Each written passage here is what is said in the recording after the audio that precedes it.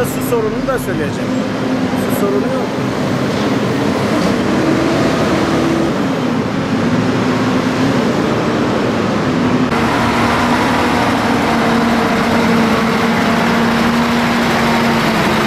Böyle eğer çocukları böyle okula gidiyorsa.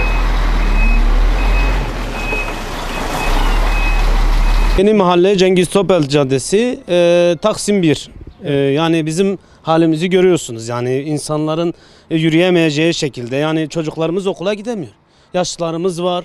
Yemin ederim o gün taziye vardı. Garibanlar taziyeye gelen vatandaşlar perişan halde. Çamur halde. Arabamız, gelen arabalar hepsi zemine çöküyor. Ya arızalıdır. Bizim bir tane eniştenin arabası geldi o gün, sanayiden çıkamadı. Yani bu kadar insanlık dışı mı bırakılır bu insanlar yani? Belediye tepkim şu. Kaç aydır gidiyoruz, uğraşıyoruz. Geleceğiz, yok yapacağız, yok şunu yapacağız. 4 aydır ne bir su şebeke suyuna çözüm bulabiliyorlar, ne bir yollara çözüm bulabiliyorlar yani. Biz vatandaşız, büyüklerimizden talep istiyoruz yani, yardım inşallah el atarlar yani. Ümidimiz de vardır yani muhakkak abi. Belediye size ne söylüyor bunu? Belediye yok tamam siz gidin, yok bizim elimizde bütçe yok. Yani 2019'un başında gitmiştik kapanmasına. Yok elimizde bütçe yok, yok Mayıs'ı bekleyin, yok Nisan'ı bekleyin. Nisan'a kadar çocuklarımızı okula gönderemiyoruz. Yani okullara kaydedemiyoruz şu an hiç kimseyi. Gidip gelirken çamura mı var? Çamura yani berbat halde, her gün daireyi yıkamak zorunda kalıyoruz yani kendi insanlarımız. Evet. Logarımız tıkanıyor, yok belediyenin gerçekten altyapısı sıfır burada. Yani ben ondan şikayetçiyim. Yani dairenin hepsi de bundan şikayetçi yani. Ya bıraksınlar. Ya bir vatandaş olarak benim hakkım, bana hizmet etmek zorundadır. O hizmet etmeyen bir insan bunu burada yani orada oturması bence boştur yani. Bunu tüm kalbimle ve duygularımla söylüyorum yani. Çünkü çocukları eğer gelip böyle bir yerde gidip geliyorsa vallahi ben de gidip geleceğim yani. Yani tepkim odur yani. İnsanlar yani bir artık yani bir şey söyledikleri zaman sözlerinde durabilsinler. Yani perişan haldeyiz. Bir su sıkıntısı var. Yok 4 ay sürecekmiş. Ya 4 ay niye sürecek kardeşim?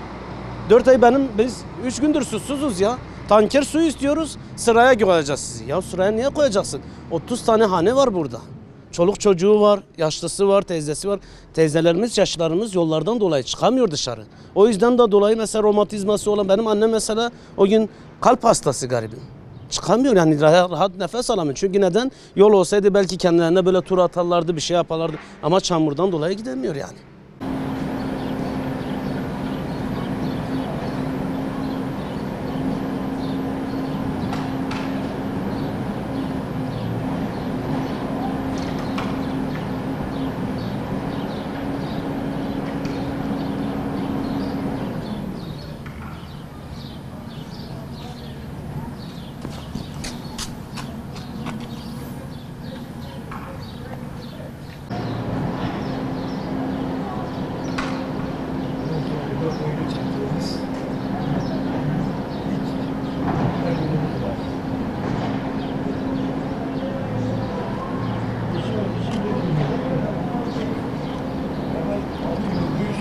مادة بلدية رياض شركتين وأمزح مشاعتين وبجمع بريخوابة رياض بمقامير دهوا بربارة بلا شركة بلا بيوركي شركة بلا بيور شركة فتد بيلا حميد شابورة تحولي مثلا أمريكا ترى بشي زور كبركم شلا بيتابي يلا تشتي وهو مادة بلدية ما جمالة ديزمش كحميد شركة ما أبدفي باش حمد تشنوبي أو ما جنو صرفي بلا أو ما جي شركة تزولا بيلو صدروجة ملاتي محمد يصير في عربي او في تيليتين يعني هيج اوفر ما يعني وقتي اول اوفر نوي اوف كاسمش دي كان هروج ارزها يا نضرب شاي نو فرعوا في المولا ما تتنا تزولي نار لي مهنا والنار يوم ما تشيكين ام زعب شابر زريا ولا بلا تشتي هو بلا بلدي ما تشتمد في بلدي ما تشتاق حمد يزمش بكات باش Ya kaç defa belediyeye gittik, rica ettik.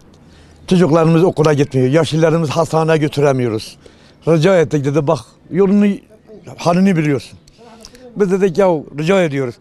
Adaletten bir araba çakal buraya dökün. Hala bitmiş ne dedi, 200 defa gittik.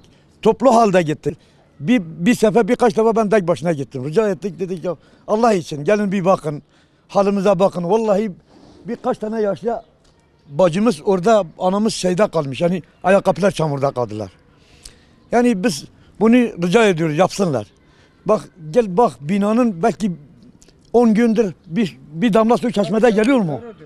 Ya bir ricamız var yapsınlar. Bunu rica ediyoruz. Belediye ne size söylüyor Hacı abi? Abi Gittiğinizde- bir ihale bitmiş bilmem ne bitmiş. Ya dedim Allah için ihale bitmişse bir araba çakıl buraya dökün. Araba hasta var. Acil hastam benim hanımım kriz geçirdi. Yemin ediyorum araba buraya gelemedi. Yani Allah kurtuldu. Allahu Teala kurtuldu onu. Hani bunu bir ricamız var yapsınlar yani.